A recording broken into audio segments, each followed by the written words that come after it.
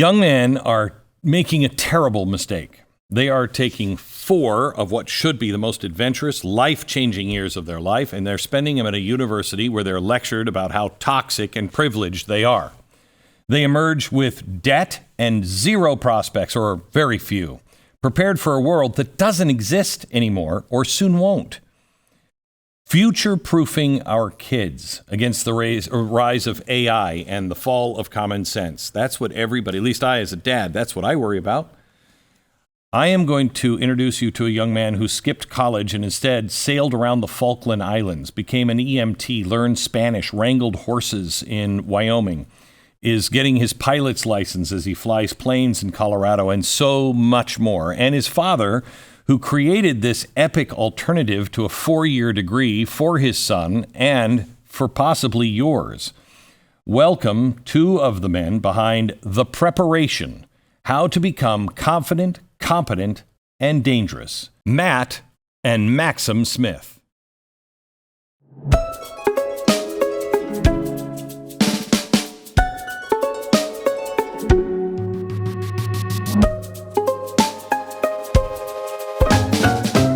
Maxim, Matt, welcome. How are you?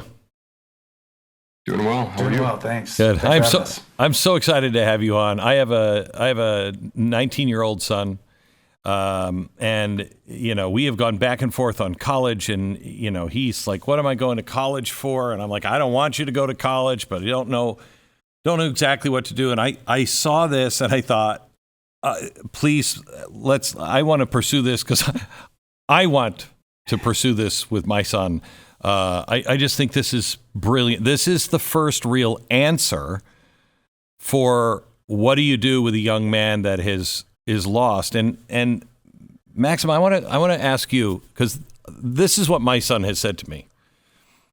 Dad, why don't you go to college? What is the point? So I go to college, and then maybe that job is still available with AI, and then what? I get a job and I work at a place I don't really like and still can't afford a house or a life?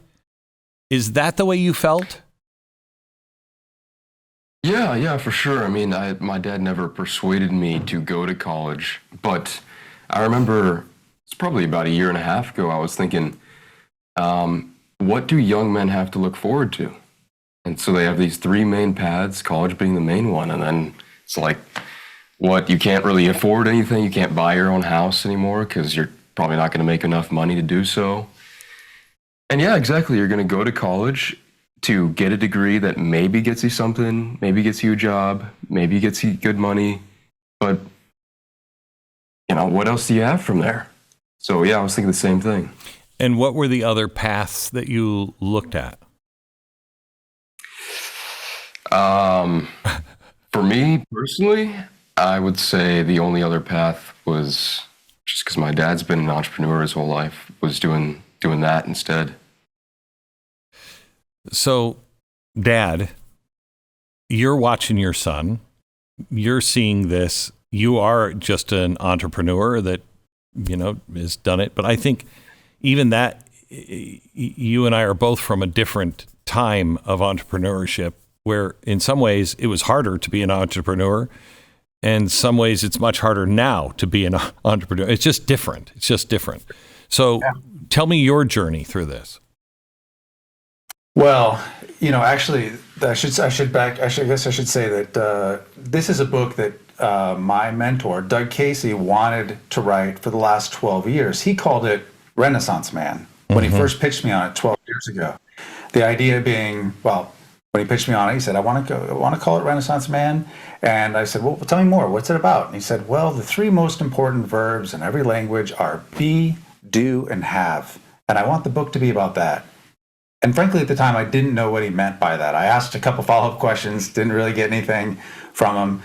And every couple of years, and Doug's written lots of books, but every couple of years, Doug would kind of pitch me on it again. And at the same time, he would remind me that it's a lot of brain damage, he would say, to write a book, and you don't make any money writing books. Yeah. So, I'm getting mixed messages. But when he was 17, on the cusp of 18, I could see in him and feel in him the anxiety, the uncertainty. I mean, this is 2 years ago, so the coming out of COVID still. Well, I mean, the world became incredibly uncertain for everybody, I think, during that era. And I think young people got the shaft in that in a big way and created more uncertainty. And but I could see his anxiety. Like we, like all men, we want to be somebody, but we know we have to do something that matters in order to become someone that matters, So it didn't sound obvious, like there was no real clear path. And because I'm a college dropout, so I didn't grow up. He didn't grow up with me saying college is the key to success, because that was the key to my success. So in some ways that made it harder for him, I think, because it was like, at least he wasn't propagandized with, oh, well, this is a strategy in my work. 100%. I faced the same thing. I didn't go to college. I went to college for a semester when I was 30. I couldn't afford it. And so I have said my whole life that because I didn't go to college, I don't think in the box, which helps me. You look at life completely differently, and it's helped me. And so I've never been really for college. My wife has been for college. I'm not for college, but it put us in the situation to where my kids were like, well, then what? And we didn't know then what. Well, we didn't know then what either. So then I went seeing him like this. I went back to Doug and I said, let's flesh out this idea a little more. And we came up with basically what you could really essentially put on a napkin, a list of skills, occupations, games, and activities, essentially, that like a Renaissance man would ultimately have. That was his idea, under the Renaissance man theme. For anybody who doesn't know what a Renaissance man is, I don't even know if that's a term understood anymore. Explain what a Renaissance man is. Well, that's why the book's not called Renaissance Man. I visited with my son. Right. You're exactly right. So basically, a Renaissance man is somebody who can, well, Glenn, I think you're a good example of this. You can paint. Mm-hmm. You can write.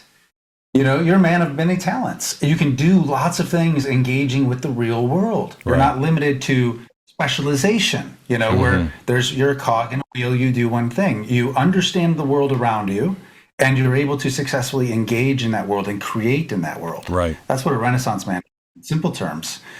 So that's where we started from. And fortunately, Maxim was a great sport about it and willing to follow our direction. And it really was not well structured in the beginning. You have to understand it was very loose. And we only came up over the last 2 years with a much more structured approach to it, to make it so he could be more effective, and ultimately then it translates well for others to apply. Okay, so what's the best way to take this apart? Should we do with the be, do, have?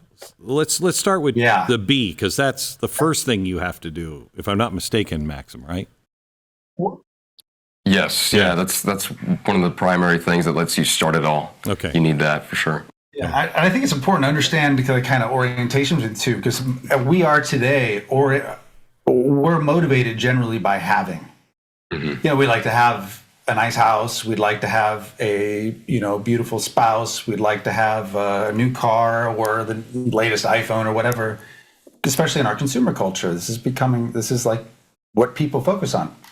The problem is that it's not well understood that having is actually just a byproduct of doing. It comes along by doing. And so doing is the operative. Doing is where the power is. Like by doing, that's where you can change things and can ultimately get to the have. But you don't, this is the thing that I've talked to my children about a lot. You can't just do, because I grew up poor. My kids have grown up surrounded by success, which is, I think, much more detrimental than poor. But I've tried to explain, you weren't there for the tough years. You know what I mean? And you can't just do, you must be different. You must know who you are, what you serve, what you're trying to create, how you're trying to make life easier for other people. When you know that, then you'll find your do, and then you'll have. Is that philosophy close? Yeah, I think you're exactly right about that. And I totally agree. I think it's very hard for a young person to believe in who they are, right, until they're engaged in the world and practicing it. And so what we do in the book, we we plant the seed of be. We try to explain to them this orientation, and that truly, the doing is the operative. Doing is your tool. You have lots of energy, lots of time, no liabilities. I mean, lots of possibilities. Open to novelty in a way that you won't be when you get older. I mean, anyway, doing is where your power is. It's the operative. But be is the only thing that matters. It's the only thing that matters. And so we try and plant the seed around that early on. And we actually put people through an exercise, which sounds trivial at first, where we have them develop a personal code because just to give them, get them to begin to answer and think about at least the most important question, which is not what people ask young men typically before they go to college. What do you want to do? Essentially, who are you going to work for? It's really the version of the question. It's what kind of man do you want to become?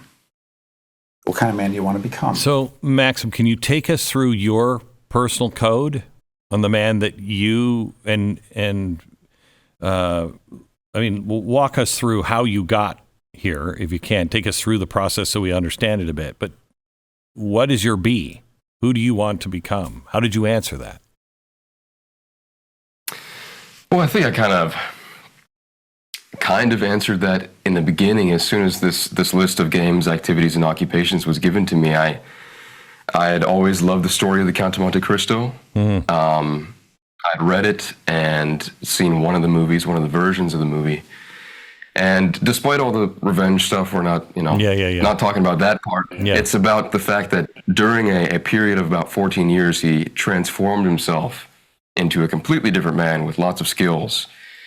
And that was kind of my image of the man I wanted to be at the time. I think it's morphed a little bit, changed a little bit, but that's where it all started in the beginning. So how did you put that together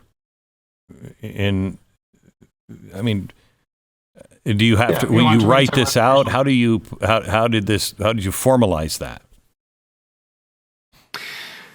Definitely writing it out.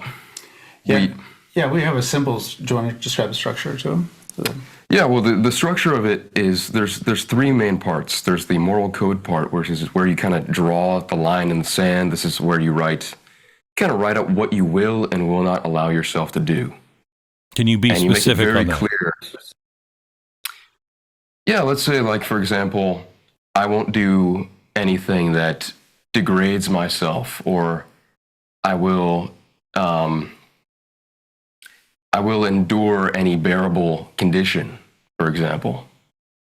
Things like that, and then it moves over to virtues. So we speak about the classic Greek and Roman virtues, and we lay out a list of them in the book, and we have people pick out 5 or 7 of those virtues that they add to their list and try to pursue. And then the last section is your competencies, and that's where you write down. It's an ever-increasing, ever-expanding list over the 4 years in the preparation, where you keep adding your new competencies, your new skills. So really, in the beginning, it was just kind of writing out. I didn't have the virtues so much. I think I added that later on, but it was writing out the things I would allow myself to do and would not allow myself to do. Yeah, this is the way I see it. Is I'm not one who loves rules. Okay, I don't love all the rules. There are so many in the world, and his generation has grown up in the most surveilled, tracked, scheduled of any people ever to walk the face of the earth. And so those rules are very confining to young people. But rules that they choose for themselves, rules that, because of observing themselves, if they engage in behavior that they see makes them feel degraded to do. It could be with porn, for instance, which is not uncommon among young people. It could be lying. A little white lie. Maybe people say, "Oh, that's not so bad." Well, I feel a little degraded if I tell a white lie. If you ask me out for dinner on Friday and I say I'm busy when I really just am not in the mood for it this week, next week would be better. But I tell you I'm busy, that little white lie makes me feel small. So observing my own responses, the way I behave in the environment, you develop a set of rules. I'm not going to do this anymore. And it sounds trivial, I know. But this is, for a young person, this is the beginning of real self-esteem, because it's the first time they are deciding who they are and what is acceptable to them and what is not acceptable to them for their own conduct, not for other people, but just for themselves. They can take, it's the start of them taking control over their life with these rules. And they're binary. They're pass, fail. The virtues go into something else. Headlines remind us daily, truth is being silenced, and when truth is silenced, lives are at risk. Now imagine this. You're a single mom with 2 children, no money, no support, and then you find out you're pregnant with triplets. That was Valtassa's reality. Overwhelmed, alone, and very afraid. But when she walked into a PreBorn network clinic, she was surrounded with love and resources and the truth that her baby's lives mattered. Today, all 3 of her children are alive because truth triumphed over fear, and somebody like you helped her find that truth. PreBorn shines truth in the hearts of moms deciding between the life and death of their baby. And this is why truth matters now more than ever, because when a mom hears that truth, hears that heartbeat, lives are saved. Just $28 will prove and provide that truth through a free ultrasound. This is your chance to make a difference that will echo into the eternities. So pick up the phone and make the call. Dial pound 250, say the keyword baby. That's pound 250, keyword baby. Or you can donate online at preborn.com/Glenn. I keep thinking of a couple of things. One of them is George Washington did his rules of civility. He was 8 years old. Of course. 8 years old, he writes course. the rules of civility of the man that I'm going to do these things, and that's what a man is. And we don't, I've always had a problem with people saying, what do you want to do when you grow up? No. Who do you want to be when you grow up? That's the most important thing. So now tell me the cycles. How do the cycles work? We go from this preparation of who you want to be. Are we finished with that? Did we cover all of that? Yeah, basically. Okay. Yeah, basically. I mean, the thing about the virtues, I'll just say, is that the virtues, so like the rules are binary. I passed, I failed. It's kind of a guideline. The virtues are an aspiration. I mean, courage, for instance. You could always be more courageous. I mean, it's the constant pursuit of virtuous conduct, essentially. And we ask people to choose among ones that really call to them. And for individuals, they'll be different. They really will. But we lay them all out for them, and I just ask them to pick which ones call to them the most. And there's no, and then finally, as Maxim, there's no, this is all self-written. I mean, you don't have to turn this paper in and you're not programming to anybody but you. Yeah, and I think it's really important that because these rules are to the world, they might not even know that you engage in behavior that makes you feel small, but you know. Mm-hmm. And so you might not. The rest of the world doesn't need to know, but you need to know. You need to create these things for yourself. And I'd say generally they are. Max does publish his as an example, but I mean, I wouldn't encourage everyone to do that. This is for you. It's really only for you.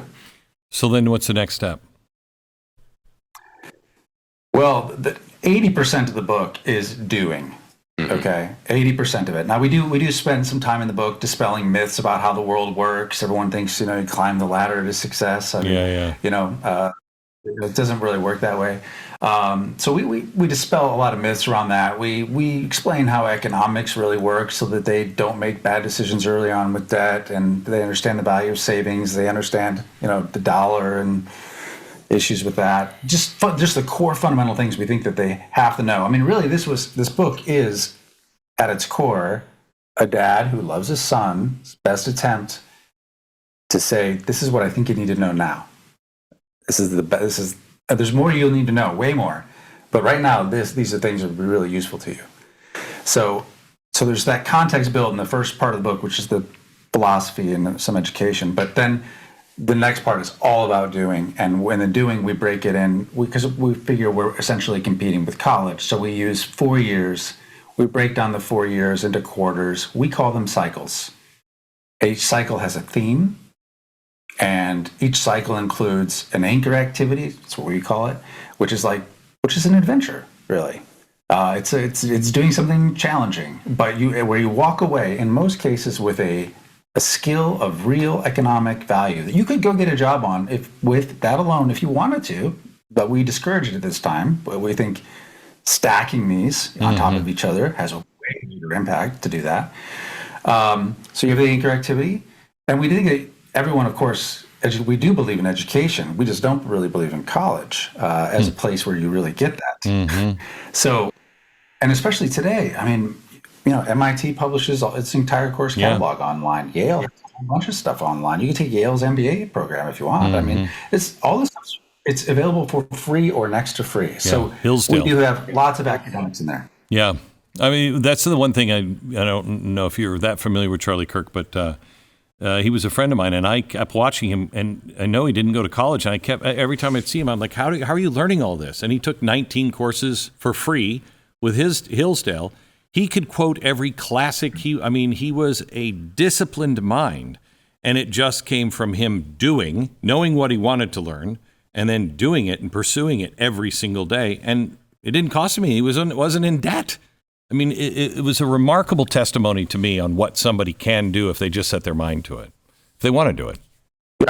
I agree. When you see him speak and the things he's able to draw to mind so easily shows that that's what a real education is. He pursued things out of his own curiosity, his own desire and thirst for knowledge, rather than this is the course catalog and this is what I'm doing.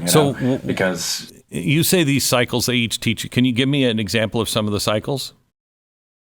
Sure. Do you want to talk about it? Yeah, I mean, out of the 16, we have many different kind of genres in it. There's the fighter cycle, which you're training Muay Thai in Thailand for 3 months. There's the heavy equipment operator cycle, where you go to Florida to learn to become a heavy equipment operator and operate tons of different equipment. Which you get certified in, and then that could turn into your job if you wanted it too. There's the EMT cycle, which is probably one of the cheapest, next to the fighter cycle, where you become a certified EMT. There's also an entrepreneur cycle, an investor cycle. There's a welder cycle. Exactly. There's this great place in Maine called the Shelter Institute where you design and build a home in 3 weeks. Wow. I mean, in the third week, you put up a timber frame only. You're not doing all the final, finishing of the home, obviously, in that time period.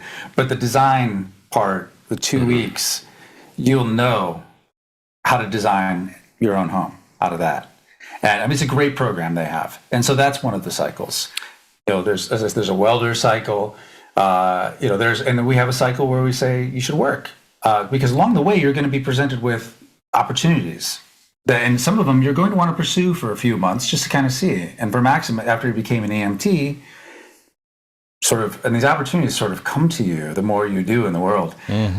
Someone showed up and said, "Hey, I see you're qualified to do that. I own a wildland EMS company." And then so the next year, he brought me on and I worked on wildfires the next year, earning $600 a day. So it was like a crazy opportunity out of the blue that I took a $1,500 4-month-long EMT course, became certified, and then it translated over to something wild like that. Yeah, so, when you say 4 month long, it was half a day, 2 days a week for 4 months. It wasn't exactly. Yeah. So what are you doing the rest of the time? Are you just you're taking these courses, but what else are you filling your day with? It's a good question because your day is full. I mean, unlike where a university 12 credit hours is considered full time. Yeah. Which is why you see I went into college from the Army, and so it was I was shocked by that everyone was sitting around doing nothing all the time when I got on campus. Right. It's 80% hanging out. This is 40. Basically, we plan for 40 hours a week. 40 productive hours a week. But which is just normal. I mean, this isn't even entrepreneurship work, right? This is normal work. But things count like reading. There's lots of reading assignments in here, and we have a whole library of other things we encourage you to read that is like electives essentially. But then there's a whole section on different activities that a lot of them could be anchor courses themselves, but we just, but we want people to have exposure, like a Renaissance man would, to lots of different things. So we encourage people to learn to draw first, and take a painting class, or learn to play chess, scuba dive, rock climbing, whatever. I mean, there's a whole bunch of different things in there that we recommend are good to get exposure to when you're young.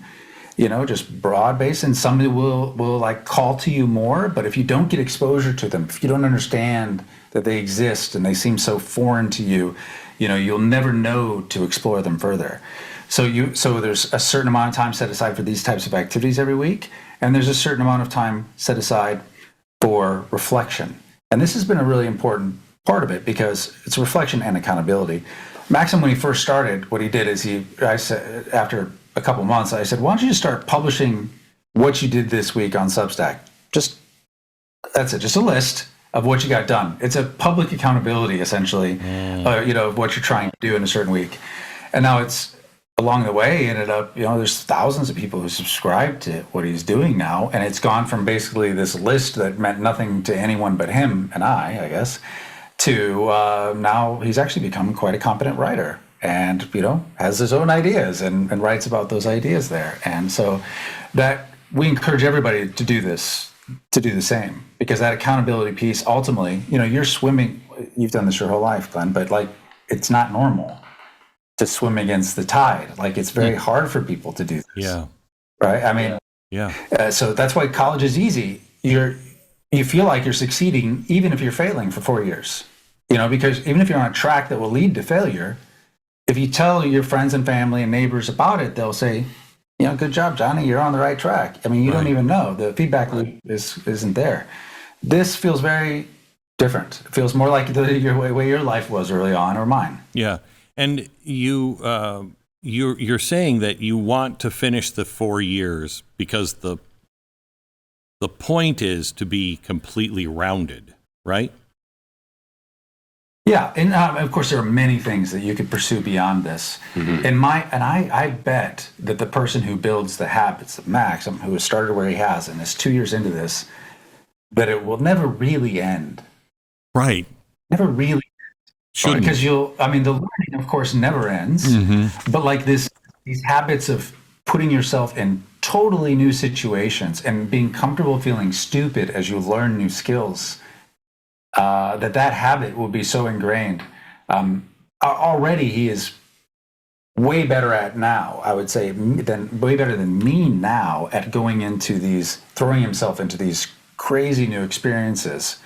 I mean, one of them was, for instance, he didn't mention a sailing cycle. On the sailing cycle, he sailed around the Falkland Islands. He was thrown in the deep end. He'd never been on a sailboat before, okay? Around the Falkland Islands and through the Strait of Magellan. Wait. Hang on just a second. How? Are you with a team? Are you what happened? What happens there? Yeah, it was. Well, this is part of the reason why we ask people to publish on Substack, for example, is because you get these random opportunities. So from that, an ex-military guy, sailor, and author, Matt Bracken, recommended to me that I basically do this competent crew course with this famous high latitude sailor and his crew. And so from here in Uruguay, I had to hop over to Chile to get stuff and then fly to the Falklands. And that's where they had their boat, 72-foot big, 2-foot long boat, basically a schooner. And that's where we started the trip with the crew of 5 And you knew people. nothing when you got on the boat? I knew absolutely nothing about sailing. No, nothing. What do you do? What do you know now? Well, I think I know a lot more about the basics of sailing, especially because it was such a different place to sail. Most people start off maybe sailing in the Great Lakes or around Florida in calm waters, but when you're sailing at 50 degrees south latitude, it's very rough.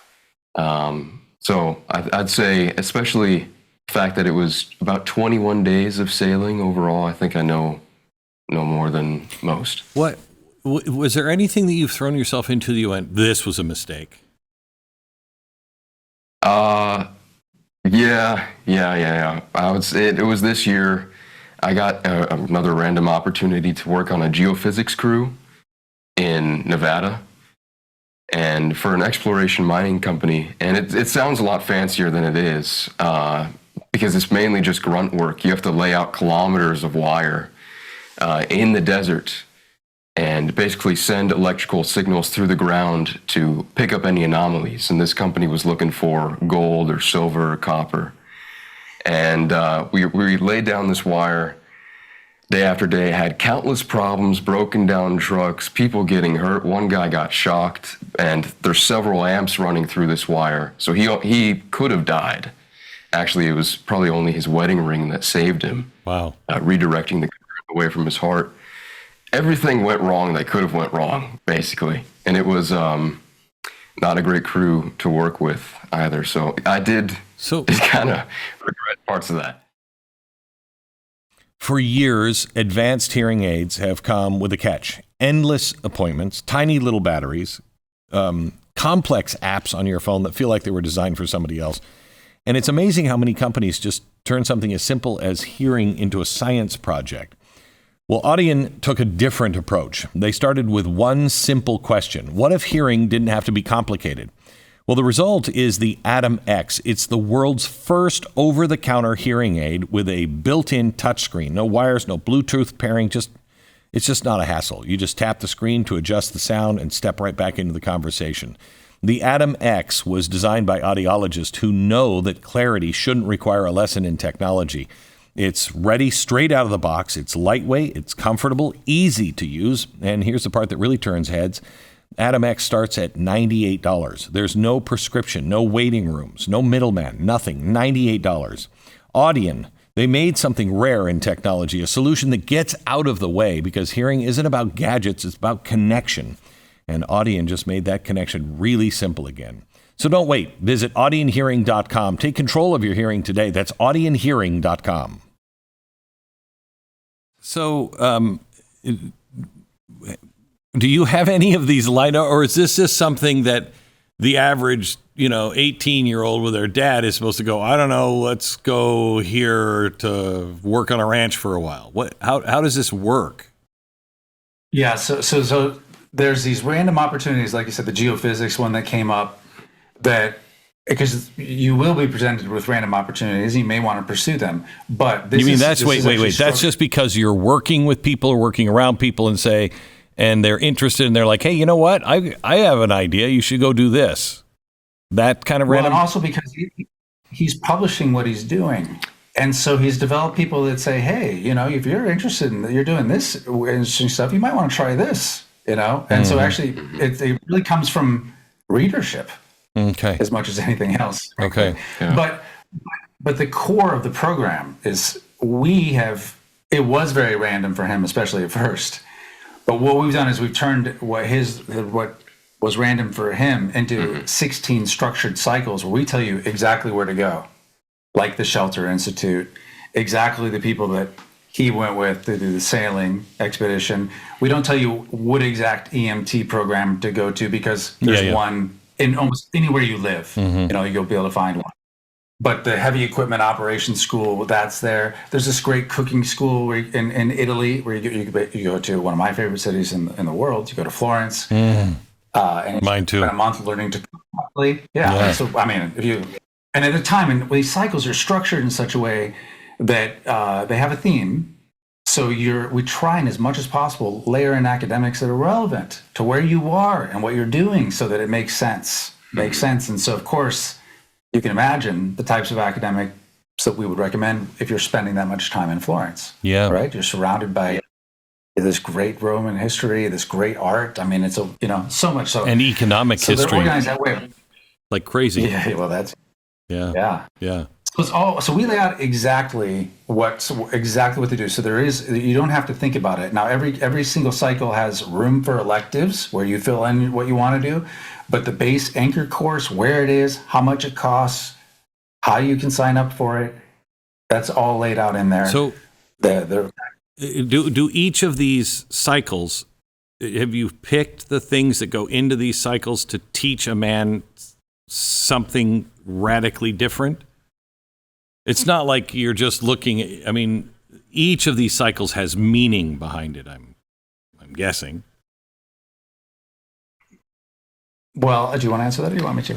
I don't know if they each have an individual meaning or a deeper meaning behind it. I think it's just the building of great skills that translate and interconnect across various aspects of life to, like you said, Glenn, make a more well-rounded man overall. That is the deeper meaning behind everything.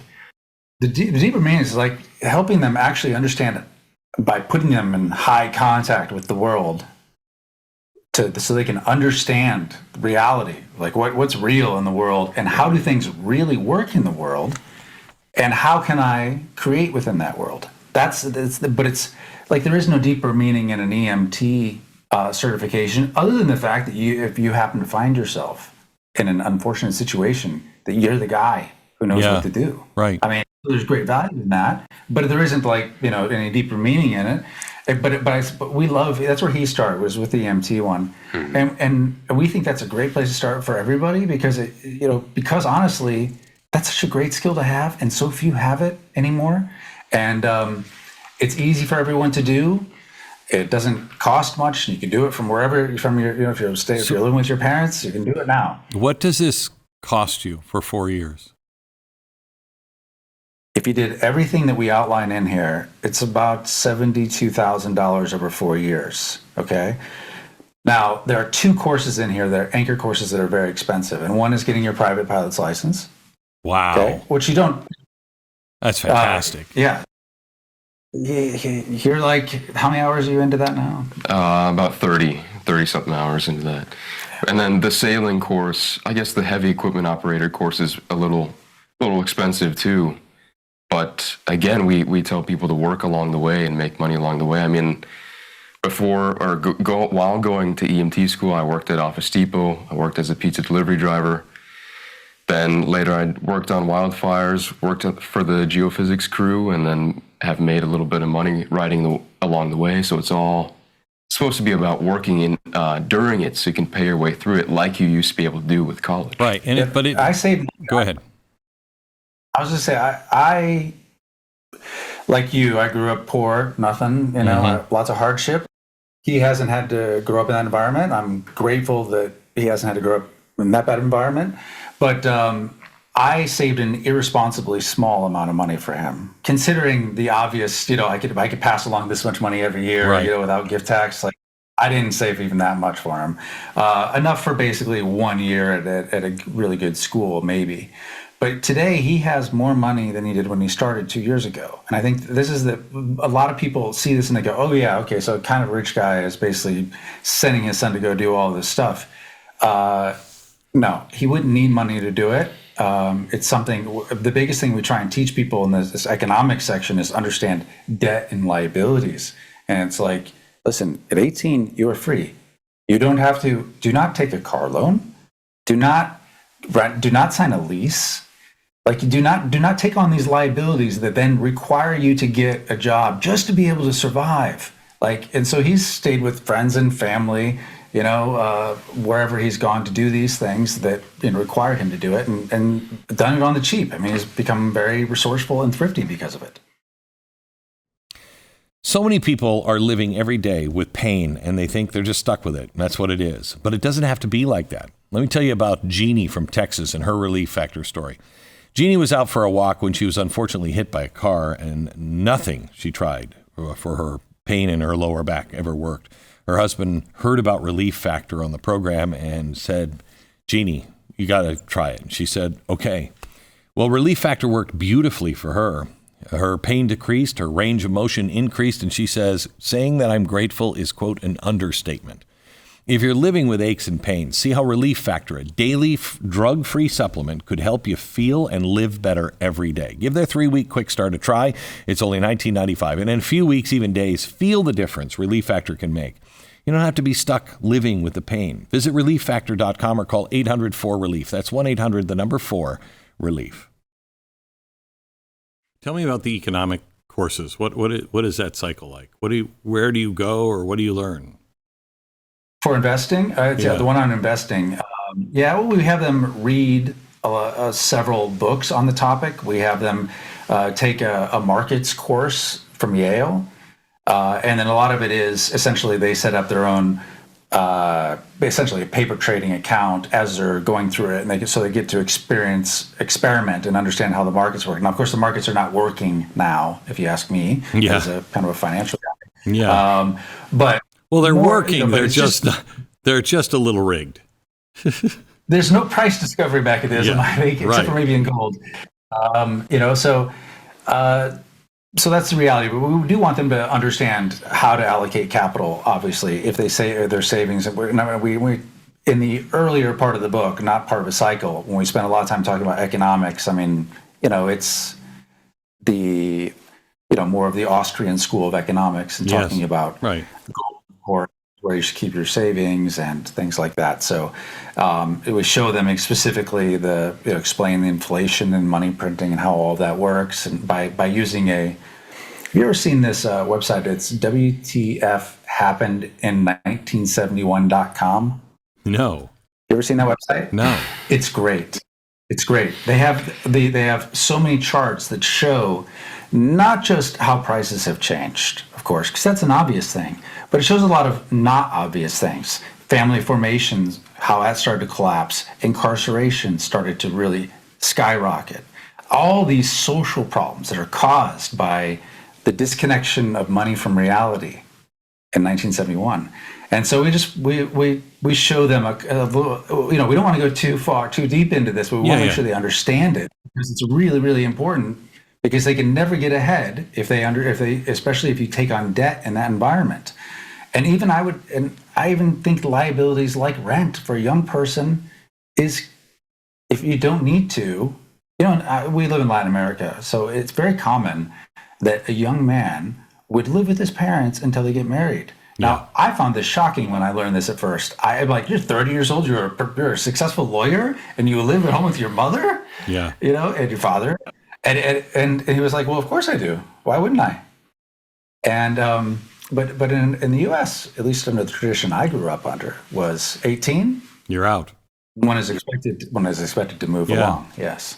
And it changes everything. Changes the dynamics of the family. It changes everything. I think we'd be much better off if we, not in the same situation, more like it probably is in Latin America, less like it would be here in America, where you're just playing video games in your mom's basement. That's not healthy. That's obviously not healthy. But, I think, Glenn, I really believe that a lot of these problems we see in young men today, where they might end up there, it's because they don't see a future, anything that they could do that would actually be, to be somebody, they have to do something worthy of being somebody, and that there's nothing presented in front of them that can show them the way. I mean, all the paths fundamentally are, it's join the military, go to trade school, go to college. Trade school, nothing an honorable thing to do. Military can be honorable for sure, like all that. But all of those mostly, I could argue that the Army, the military has another additional component, but fundamentally, they're designed to get you a job so that you can become, hopefully, economically independent, which is important. But economically independent is the least important form of independence you want in a young man. You want an independent thinker, an independent doer, a person who has a sense of agency and embraces personal responsibility. That all comes first before financial independence, and is a natural byproduct of it. I personally think, you have to be a chick magnet to some degree as well, because you are so well-rounded, and you can go anywhere. Probably parents would really like you. When you meet a girl, they probably love you because you're so well-rounded, well thought out, and you're not just the typical boy that never seems to grow up. You're a pilot. You're a heavy construction worker. You're a thinker. Right, exactly. I mean, especially when you look around at a world of, at least in the U.S., of people who don't know how to do anything. Yeah. And then there's this guy who knows how to seemingly do it all. It's like, holy cow. Yeah. That's exactly what Tom Woods said, actually. He said, oh, women must love you. Yeah, yeah. When you're putting this together and you're working and you're doing so many different things, did you think when you were preparing this in some ways about AI that we are all going to have to live this way? There's nothing that's going to last. You have to be able to adapt all the time. You may work 7, 10, 15 different careers or jobs over your lifetime, where that's a new kind of thing. This seems to put you It seems to build that core of change is not a bad thing. I can change. It's no big deal. I can do anything. If that doesn't work, I'll just do this. Right? Was that intentional? It does. We have 2 chapters in here. One is how to future-proof yourself, and the whole discussion is around AI. We actually take an example of probably the most financially lucrative career of the last 20 years or so, would be to go into finance. And we show how those jobs are going to, all those entry-level finance jobs are absolutely going to be destroyed. Mm-hmm. Absolutely. Mm-hmm. And so this one that went from the most lucrative is going to go to there isn't anything here very quickly. And so we demonstrate that to show people what's coming.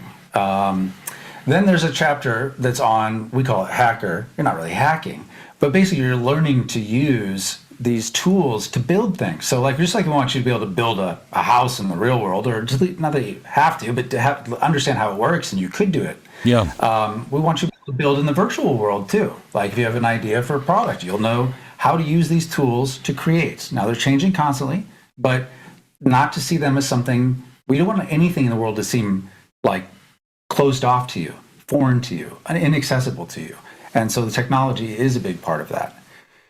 So, and there's another part, one other cycle we didn't mention was one where, have you ever heard of Fab Labs? No. So this comes out of MIT, and they're all over the country, and all over the world, in fact. And basically they have 9 different machines where you can manufacture basically anything, not on a scale basis, but on a bespoke basis, just on a one-off basis, anything from circuit boards to a chair. I mean, it's unbelievable with these 9 machines what you can do, and these things are open to the public. I mean, you can go in and you can use them. It's part of the deal with this, and they're all connected globally. Yeah, Fab Lab. So that's one of the cycles is going in and actually making something and learning to use these machines at one of these Fab Labs. That is fabulous. If your back could talk and it was anything like my back, it'd probably say one thing. Can you take 5 minutes, please? Just help me. Well, that's what the Chirp Contour does. It gives your spine a break from gravity and stress and tension that builds up every day. I fell out of a 2-story window probably 30 years ago, and my back has never been the same. And I am always either at a chiropractor or getting a massage. Or I have a really expensive, massage chair, but it sits in that room. I travel all the time. I can't take that with me. Then I found the Chirp Contour. It combines spinal decompression, massage, heat therapy, all in one device that lives where you are, not a physical therapy clinic. It automatically adjusts to your back shape, letting you choose from soft, deep tissue, or contoured massage. You can even save your own profile, your height, intensity, heat level, so relief always comes custom built for you. Unlike clinic visits that cost hundreds and take hours, the Chirp Contour is affordable, it's compact, it's ready in seconds. Most people feel the difference within days, not weeks, and it stores easily when you're done. I mean, again, I travel with mine. This is what happens when real engineering meets real pain relief. No appointments, no guesswork, no fluff, just results you can feel. The Chirp Contour, 5 minutes to relief that lasts all day. Go chirp.com/Beck. That's where you visit. Go chirp.com/Beck. Use the promo code Beck, save 10%. I think of, have you read Thomas Jefferson's letter to his nephew Peter Carr ever? Have either of you ever heard of this? You should read it. He wrote a letter to his nephew Peter Carr, 17, I don't remember, 60s, I think. His mother had just died, and now his father is getting sick. So he goes to Jefferson, who learned like you did, just learned from different people and learned all kinds of different stuff. And he came to him and he said, Thomas, you're the smartest man I know. I'm dying. Help my son become a man and an educated man. So he sat down and he wrote in mathematics, in philosophy, in all of these different categories. These are the things that you must master if you want to be a man. This is how to think. And the last one changed my entire life. He said, when it comes to religion, above all things. Fix reason firmly in her seat, and question with boldness even the very existence of God. For if there be a God, he must surely rather honest questioning over blindfolded fear. That was almost treasonous to say that back then, but it shows how you have to be honest in your search for everything, and how important that is. Who keeps you honest in this? I mean, because I would assume the goal is you keep yourself honest.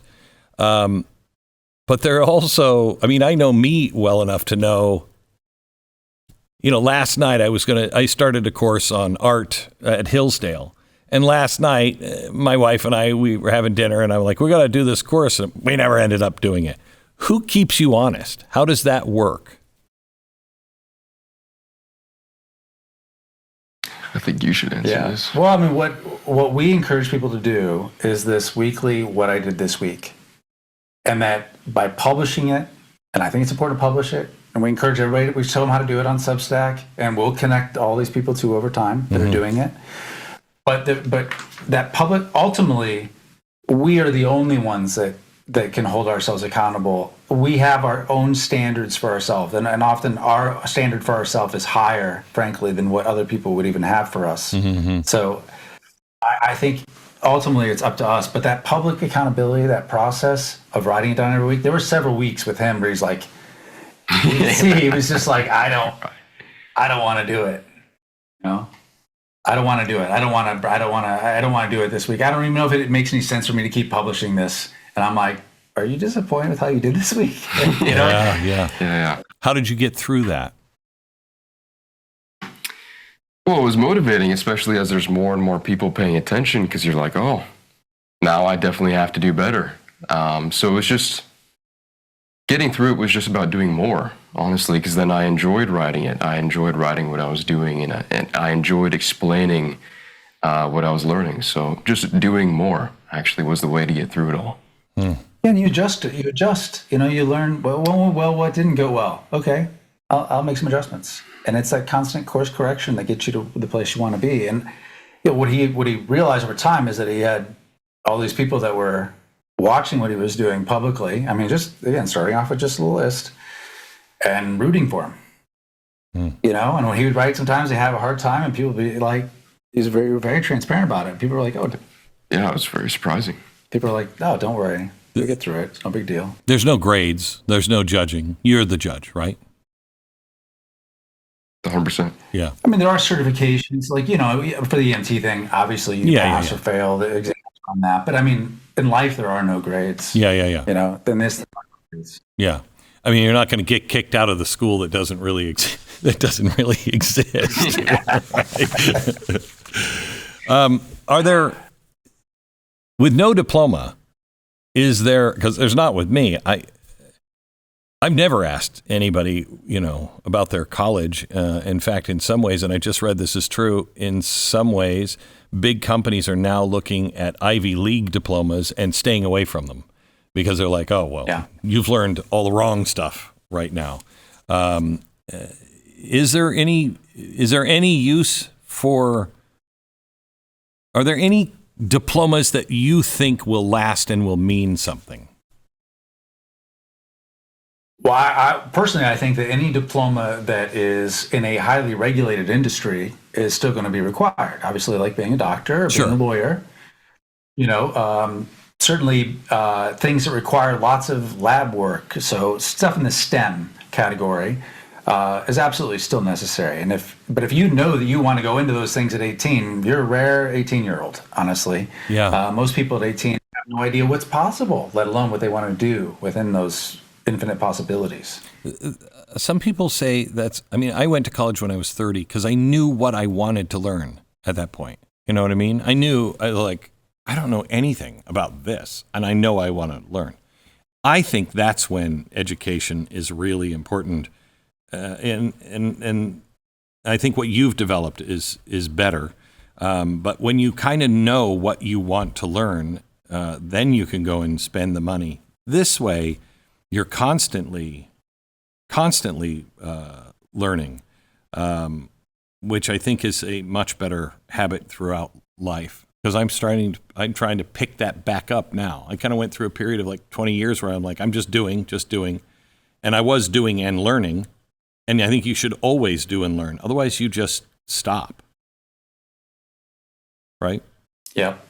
Oh, you're totally right about that. Yeah. And I mean, the thing is that college is exactly the opposite of that. It's not doing. There might be some learning that gets picked up along the way, but essentially, I dropped out after 3 semesters, so like it's not like I'm a college expert. I mean, Doug, our co-author, he went to Georgetown. I mean, he's highly educated, but even he says way back when he went, it was a waste of his misallocation of capital. He said his time and money, his parents' money, and for him to do that. Is that partly because you're going to find yourself? I mean, I hear that all the time. What is the difference between shaping yourself and finding yourself? Well, I don't think you'll ever find yourself. Suddenly peek around the corner, there I am. Right. I don't think that works that way. Right. but I mean, ultimately, that's like an accident. It's a very disempowering thing. I'm number one major into personal responsibility. That's the most important thing. And people see that, so you're taking on lots of burdens. Yes. And you're also taking on personal agency. I can change it. I'm responsible for this. Even if I don't like it, I can do something about it. And by, the personal code, beginning first with small things, a set of rules, then something to aspire to, something worthy, something noble. I don't know if you know who Joel Salatin is. He's this crazy regenerative farming guy. Mm-hmm. He's very popular in the U.S. I love him. He's lucky enough to host him here on our farm, actually, for a little while. This is one of the cycles, is it not? Yeah, it is. Yeah. Explain for anybody who doesn't know what it is. Explain what it is. Well, Joel Salatin is a regenerative farmer who actually, unlike most American farmers today, because they produce these commodities at scale with lots of inputs, Joel makes a lot of money for his relatively small farm. It's something like a 100x per acre, wow. What a typical farm. And he's a born teacher. And so he has, he has this program where essentially you basically intern for him during, for a season, and you learn about all the things on the farm. Now, this is a hard program to get into because Joel Salatin is like, people, he's the guy, yeah. Right? Mm-hmm. Yeah. But there are lots of these types of farms throughout the country, people that are I'm a student of Joel Salatin. I mean, we have a regenerative cattle ranch here in Uruguay. I mean, there are many students of his. What does that mean, a regenerative farm? What does that mean? It means where it doesn't require inputs. Like you don't use fertilizer and seeds, and instead you use the animals and you use the environment to create a virtuous cycle with the property, essentially, where the animals produce quite a bit of fertilizer. I don't know if you know. Yeah. Cows, yeah. You use them well. Use them to shape the land. And you're constantly investing in, fundamentally, making the soil better. Mm-hmm. So as the soil gets better, everything becomes more and more bountiful. Every year it gets better and better. And you're not subject to the, during COVID, when fertilizer prices skyrocketed, and it really, put people like, will their farm succeed this year or not? Because they were subject to these input prices.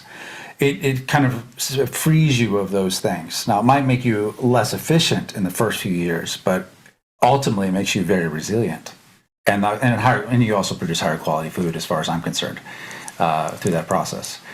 So we think those are the good things to learn. A lot of these things, like, let's say you want to be a farmer or a cowboy. We're not to say you want to work an EMT, or you want to be a sailor or a welder or a hacker, or but all of these things stacked on top of each other. Again, they remove the mystery of the world and how it works from you, so you can see through it, understand it, and create in it. So that's the whole point of it. I think it's fabulous. I think it's really, really great. I can't thank you enough for sharing it, and best of luck. And I'm looking forward to seeing you in 10 years and seeing what you're going to be like and doing in 10 years. It's great. Well, thank you, Glenn. You bet. I gotta say one last thing, Glenn. I as a dad, I've been able to watch him as this anxious, uncertain, maybe even scared 17-year-old to what he is now already after 2 years in the program. Somewhere along the line, in almost every way, he went from being a boy to being a man. I mean, it's remarkable. I can't pinpoint the point. It's probably after the sailing thing, actually. But there's something that he's just not the same person he was. And it's awesome to see. And I can't wait for the next 10 years, honestly. As his father, I'm very proud of it. I'm stopping the podcast with you to go call my son. You've convinced me. We'll see. We'll see what he says, but I think this is fabulous. Guys, thank you. Awesome. Thank you, Glenn. Thank you. Appreciate it We'll very talk much. again. You bet. Bye-bye.